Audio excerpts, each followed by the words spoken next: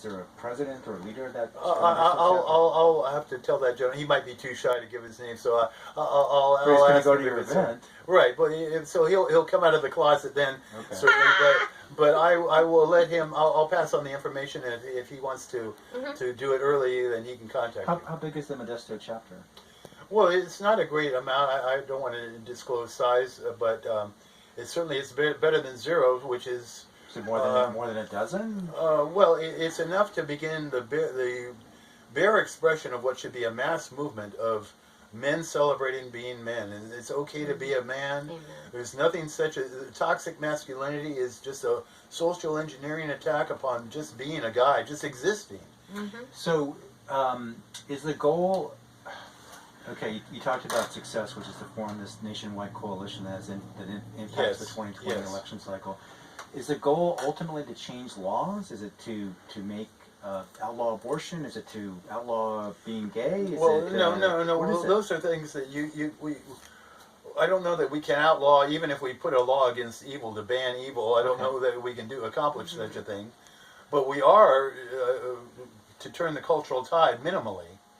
And because even now we have a political party, the Democrats, which can't say if we say, if you're the Democrats, are you against infanticide? Well, we think there should be all possibilities open. They can't even say, no, we oppose infanticide. They can't come out and say, we oppose it. They can't do that because they support it. Okay. And so we're going to change the cultural tide and make it such things as gender fluidity and transgender. We're going to associate them with what they are, sick and evil ideas, and also infanticide and abortion. We're going to go the whole gamut. It's okay to be a man, and it's okay to be a woman. So if I'm hearing you correctly, you're saying the goal is to elect people who have the right values, and that would be enough to change. Well, even we wouldn't necessarily need to have election, although that would be nice, because even as Melinda stated, even people who were elected can suddenly they suddenly had a spine transfer. They had a disease which took away their spine, and now they won't defend our values anymore. They had a bank transfer. Yes. So what we're having is instead of a cultural sea change. Okay. That is what we're working for. So that's success for you guys. Oh yes, we'll have many successes along the way, but just to get those two questions of gender fluidity and transgender out in the open, that will be a fantastic sea change in our culture because those ideas are sterilized out of existence. Okay. And that's part of where we'll influence the 2020 election, to make those issues in the 2020 election. So, you said that, well, let me go backtrack for a second. How much money did you roughly were you able to raise or spend on your previous runs for office? You're talking. I didn't have a phone then, so it's leaked out of my brain from then. Was it pretty minimal though? It's about as minimal probably as you can get. I've just operated on vapors. My idea is to get to use whatever vapors I have with no spare millions. Only lint. I had lint, but I didn't have $1 million in my back pocket. So I keep going back to that because what you're describing to me, your hopes for the coalition, is a lot different from your experience in the past with the street ministry, with your runs for office, and so forth. Well, I think the difference now is that we can touch on a nerve. Like, we're all volunteers. We're Joe and Jane volunteer. And I think that's going to happen across the nation. We aren't paid staff. And so I think that's across the nation because people realize what we're talking about is an attack against our children. And they're going to, just like the Proud Boys, they're working guys, working all the time. And so it takes time out of their schedule to come to Modesto because they're family guys. But they recognize the importance of the battle. So they're going to fight it out. And I think across the country, people are going to say, hey, this is enough. We're going to stop all this. I think you said it was 2 or 3 months ago that you started to form the coalition. Roughly, yeah. Okay. Why? Well, because I mean, it's not. I mean, the views of the coalition they're not a departure from what you've held. But it's. I think it's a departure from maybe a different approach to it because there's a greater cohesive group. There's a greater need for it. I can tell people all day long that they're being swindled by the IRS. But it's difficult for people in their individual circumstances to fight against the IRS. And But if I tell them that their children are being attacked by drag queen story hour, and the ultimate goals of the LGBT movement, if I can tell them those ultimate goals, they wake up real fast. And they say even it's more important than their children are more important than their pocketbook. Okay. The other thing is you talked about, so everything goes to 59 Washington Street. Is that the headquarters? Yes. And that's like a mill, etc. place though? Right. Okay. So the one, so that's the 152 is the PO box. Right. Okay. Is that sort of the headquarters of the coalition though, or? Sure. Well, I don't know. If you ever hear of Mark Levin, sure. In the beginning of his show, and now from an underground command post deep in a bunker in a nondescript building, and so that's where we are. Okay, but you live and work in San Jose. Yeah, in the area. Yes. I just need to know: do I define you as a San Jose chiropractor? That'd be fine. Okay. And then I think on your website you said that your event at Crusader Park will be the first true. Yes. Why is that? Why is it the one in Boston not? Boston is not a true one because I haven't communicated with the Boston people, but I've only looked at news stories, and they're one of the, especially the news story where they said next year, while this year's event a week after ours is in August. Next year they were going to have theirs as a subdivision of the Sodomite Parade in Boston. So we have completely different philosophical views because fundamentally what we're doing out here in Modesto is this is a religious war between two completely opposing religious factions. One is Christianity and one is the opposite, Satanism, humanism. And so Boston, God bless them for whatever they do, but their philosophical connection is completely different from what we're doing. And on your website, you talked about, I don't know if there are 4 battles you've engaged in, the Riverside Bookstore where they did the Drag Queen Story Hour, the Solano Library, JFK. Right. Yep, a protest at protest at the Capitol, and, right. And I guess the 4th event is Crusader. Right. So tell me, Riverside, you were there? I was there. I was outside. It was a public or private bookstore, and myself and another member down there, a new member, just. Was that a woman? No, it was a gentleman. Okay, because I looked around. There was some media coverage of a woman who was using her phone to take video of the. I didn't see that coverage, but there was only a gentleman joining us. There were a couple supporters who I was. I'll say it, encountered by a counter-protester, and might have been a lady who took a picture of that, for all I know. Okay. And so how did you get wind of that? And after the JFK library incident, which I was just told about, say, a few days before it occurred, I looked up on the Sodomite website of the Drag Queen Story Hour, and they were promoting the Riverside event. It was the only one in California for some number of months, but they're promoting it across the country. But I thought, well, since they're down there, I should go and protest them. So I talked to folks at the bookstore, and they said, yeah, there were a couple people there. Didn't really had no effect on the event. Mm-hmm. Talked to the librarian or a librarian in Vallejo. Said they were there. I thought there might have been 3 or 4 gentlemen. They had signs. They were saying things, and they were outside. They didn't affect. We had about 140 people. I guess it's not. I guess it wasn't actually in the library. Storytime is in a room or building, in a room next to the library. I wasn't aware of the difference in the physical locations. They all entered through the library doors, so I'll call it the library. Okay.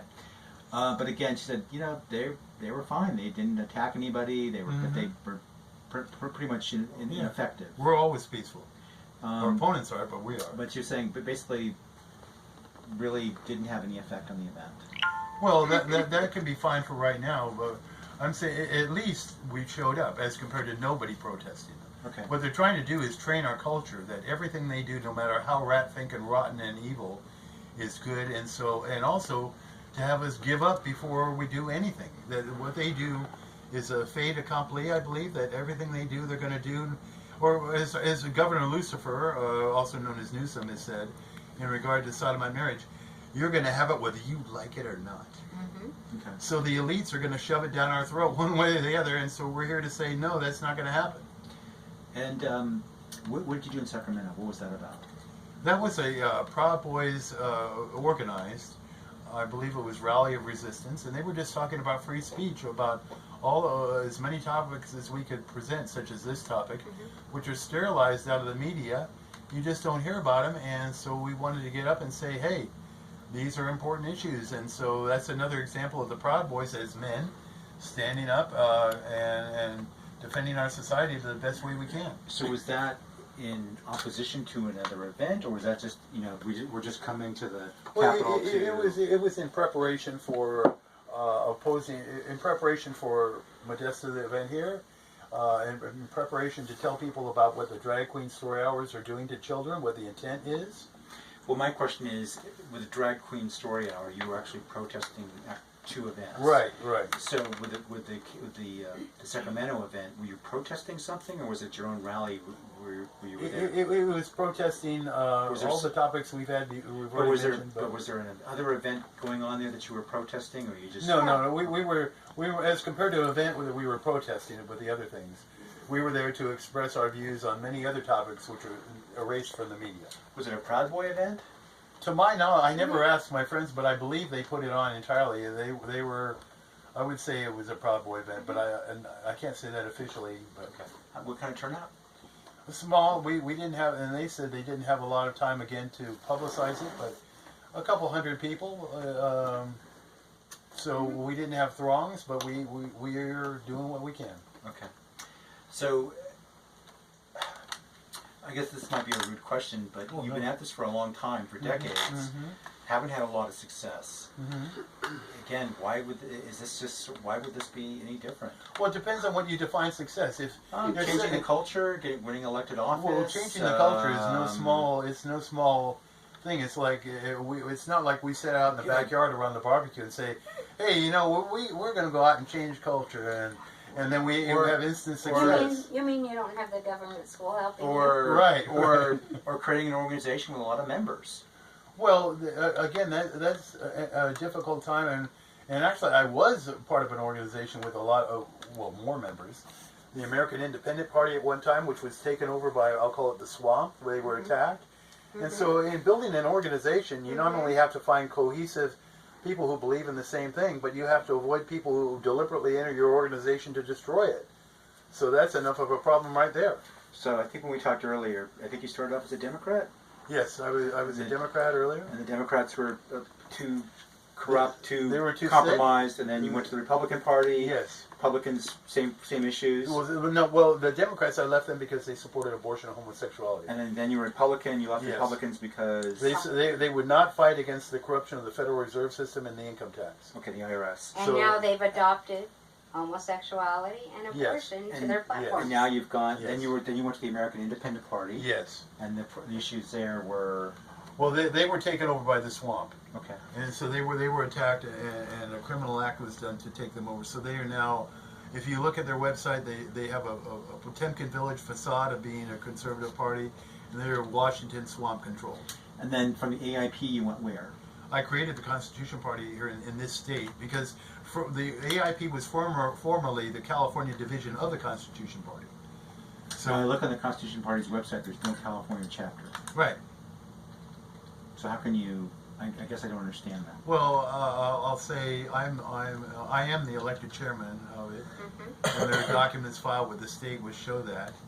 But we're building, and I'll just say we have the same difficulties that, like I mentioned, once we were destroyed, once the AIP was destroyed, they did a very good job, and it's difficult to start a party past that, but we're continuing. So it sounds like eventually you're going to leave the coalition because there's going to be an issue there, and you'll start another. Oh no! No. Okay, that won't happen. Okay. And then for your Senate run, I think you're listed as independent. Well, that was because the state is we get Rodney Dangerfield treatment of no respect. That's where when I wrote on my candidate statement, I wrote Constitution Party. But because we're not a state-recognized party, they say, well, we can't put Constitution Party. Even though I put that twice in my voters' guide statement, they still say, well, you're just declined to state, or however they put it. So Okay.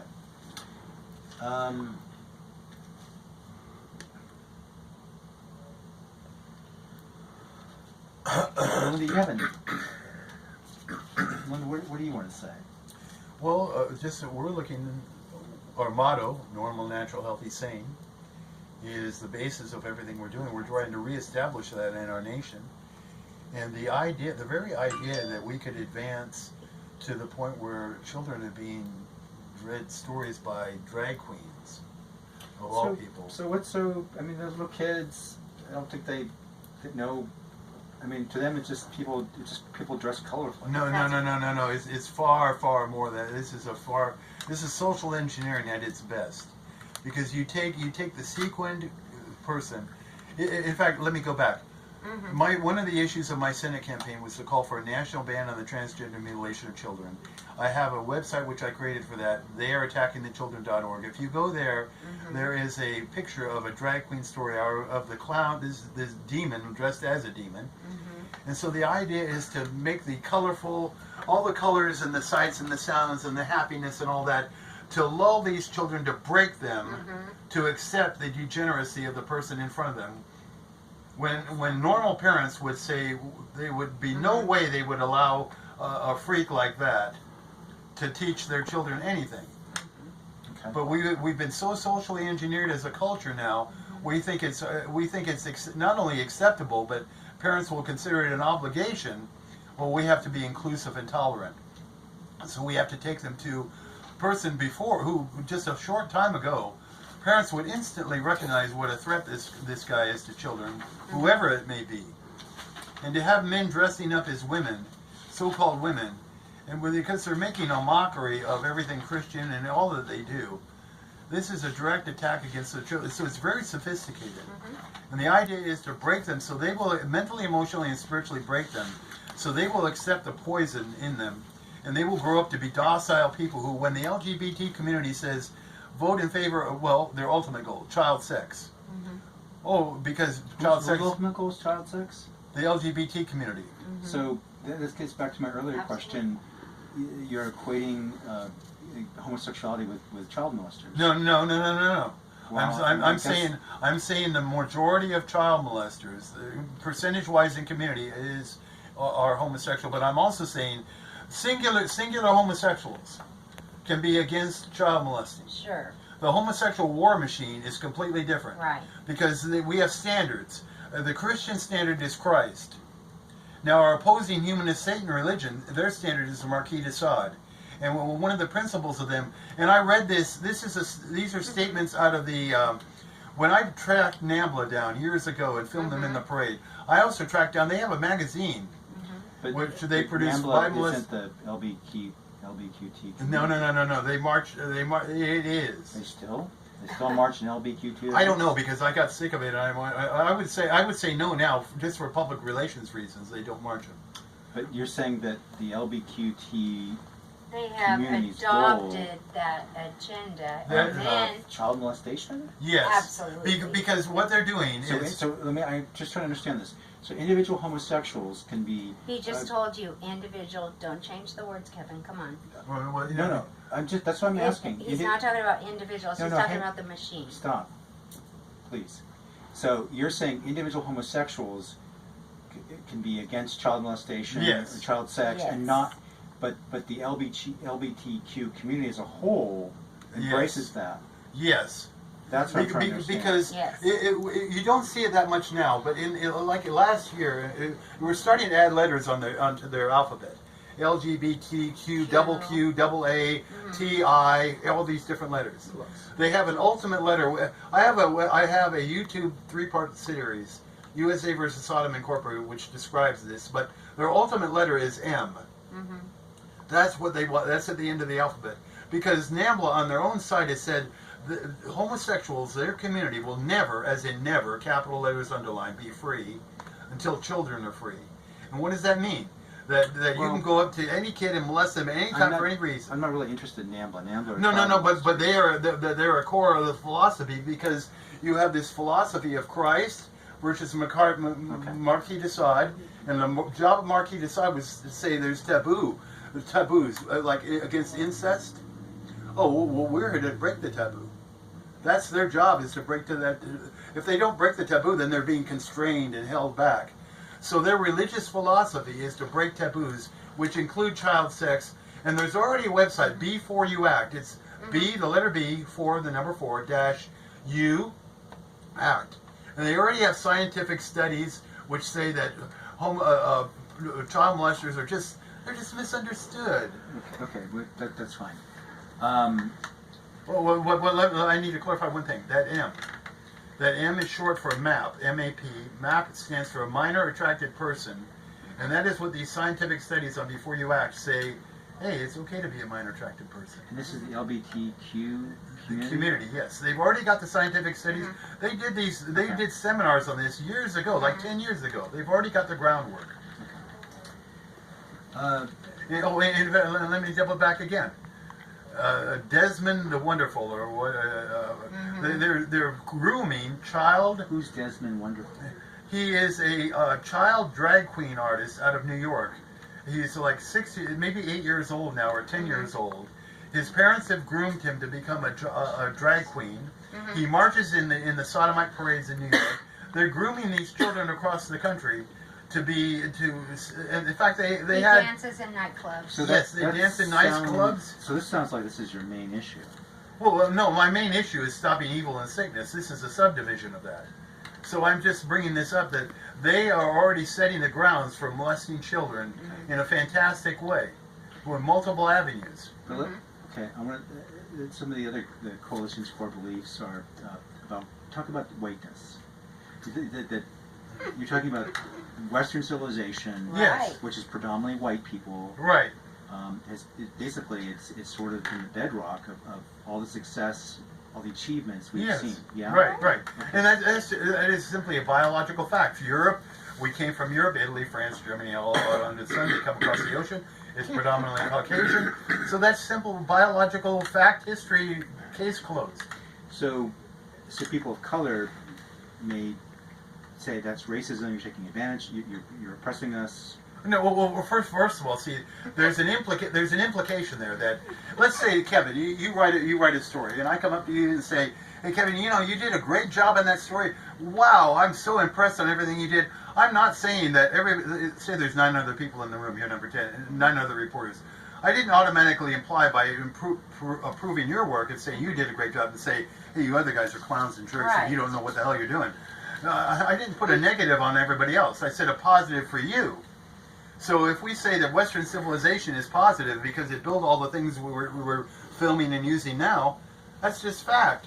But that's not a racist quote, so to put everybody else down. So what did you think about the march in Charlottesville, Virginia? I thought that was that was a classic of people from our side. Say I don't know if the Proud Boys were there, but people who supported, say, defending whites. It's okay to be white. Who were attacked by Antifa and everybody else under the sun, which is what they always do. They cannot do a coherent argument. All they can do is destroy. And so I saw pictures back there of people. They would have like a hairspray can, one guy, and the other guy puts a match out here, and then press the button, and you get the hairspray igniting. They're trying to make mini flamethrowers to burn people, and then they say, "Oh, we're peaceful." And so every time that it comes out, Antifa and these leftist freaks come out and attack Christians, we will be accused and say, well, those so-called right-wingers caused it. When these monsters, these people come out and do all the attacks. So you're saying the violence and the death was caused by Antifa? Yes, because they had our side, quote-unquote our side, for whatever they did there. We had a permit. They had a permit. They had a perfect permit to do the parade. I think they had some of the chants where Jews will not replace us. Well, whoever has chance or whatever. No, that was the white the people promoting whiteness. Well, first of all, let me just go back to that in a second. But that's not whatever people chant at a event, they have a perfect right. I think there's something called free speech we used to have in this country. So I can disagree with it. Nobody will disagree with what they're saying. Oh no! I'm saying that just because they say things doesn't give people a right to attack them for that. Okay, you can say no matter things. what they were saying. If you say child molestation is the most wonderful thing in the world, I can totally disagree with that. Sure. But I'm not going to attack you for it. Right. So, but do you agree with that statement? Jews will not replace us. I'm The sentiments behind it. I don't know all the things that were said at that time. What I'm saying, what the concentration of this event is that it's okay to be white. There's nothing inherently wrong with being white. We're being taught in university courses that just to be born white, the second you pop out, you're an automatic racist. And they're actually teaching this in courses. I just read on Facebook last night that there's churches who ask their white parishioners to get up and apologize to their fellow black or non-white parishioners for being white. I mean, come on. We have nothing to apologize about. And just like I've told other people that, and I think we discussed it, literally hundreds of thousands of Caucasians died in the Civil War to free black people. White civilization, Western culture has done more to free black people than anything else and to bring them up to prosperity. And so if people want to complain about that is just, it shows, again, social engineering. People who bring up a racial concept in order to break us apart. We're here to unify people. We're saying that, like, if you look at our website, we're here to defend all colors and all races. It doesn't matter. But they're here to say, oh, you whites are racist, which is a code word that it's okay to attack us. Okay. Yeah, and maybe just one layer to that is now we've got, government that is going to impose a penalty upon white people, a financial burden to us to pay for what is perceived as a historical wrong and give a benefit to a people today that were never affected by those decisions. You're talking about reparations? Yeah, so I mean, it's like, I had nothing to do with the Civil War. Right. And no black person living today had anything to do with the Civil War.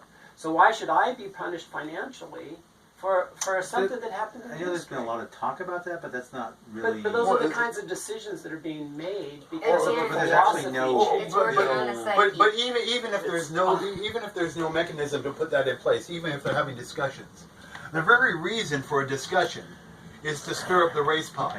To say, oh, these evil whites, they did a job on you, and so we have to get back at those guys one way or the other.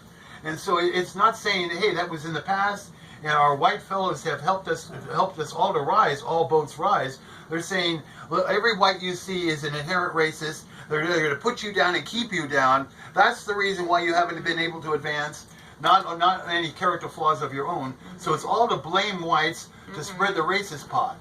To spread this racist poison, and you have virtually the entire Democratic field is people who will do that for votes.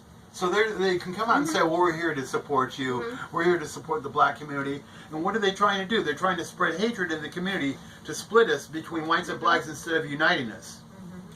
We're here to unite. We're here to unify. We're here to inspire. Amen. Okay. So Melinda, is there anything you want to add to the event? You have a specific question for me? That was my question. That's not very specific. That's pretty general. Well, you're listening to what Right. Dawn has been saying. Is there anything you want to add to I that don't know in if you general? want me to go another direction or what. Is there anything that's on your mind? Do you think we should be expanded upon or brought up that hasn't been brought up? Just the fact that I have read online, I think a couple of nights ago, probably 700 comments saying that I hate a son that I adopted off of an abortionist table and raised and gave, the best of my years to, and I have no regrets, and I don't hate that son. I want it made very clear that I don't even just love that son or like him, I adore him. So that's Christy IU's That is son since she for decided adoption? to bring that up. Yes, since she decided to bring that out into the open, everyone knows that Matthew's adopted. Matthew knew that the day he was born. I said, you've been adopted, you're loved, you're special, you're different because you're adopted. How old was he when you adopted him? I took him home when he was hours old on Thanksgiving Day, 1990. Gotcha. And he's from an abortionist table? Yeah, the birth mother, Christy Oyu, she was in with her feet in the stirrups, literally, and she was being prepped. To have an abortion? For her third abortion, yes. She had a little girl, But wait a minute, and she was a destitute mom, and she needed help. She came to me because I was standing outside of the clinic with a sign that's right outside the window there. It's a very ugly, beheaded child from an abortion. It's my favorite sign. I love it, and I'll always keep it because... So was this Operation That's Rescue? I was part of Operation Was Rescue. that what this was? This actually predated my time in Operation Rescue. So you're saying that, so was this a full-term baby? 9 months? No, this was a 6-week baby on Coffee Road, maybe 7. I'm trying to You remember. gave birth at 6 weeks? You're not listening. Let me finish, if you would. Okay. Her feet are in the stirrups. She asks the woman who comes in as she's being prepped. She's already had that. And she said, could I see the screen? Remember, she's done this twice. So she's saying, can I see the screen? And the girl said, I could lose my job. But she was much like my son, and I think you all know, he's very persistent. And anyway, she was somehow able to convince that young abortion mill worker to turn the screen. She saw the head and the feet and the hands, and she was shocked. Because remember, she's already been in this position before. She's thinking this is not a baby. She realizes it. She recognizes it. I have it all in her writing in a letter to me. So Anyway, she goes in to have an abortion at 6 she- weeks and changes her mind. She changed. She came out. She didn't know what to do. She told me, I'll just tell you because, you know, it's her words, not mine. I don't know her thinking process. She tells me that God told her to pull her car over as she's driving back by the clinic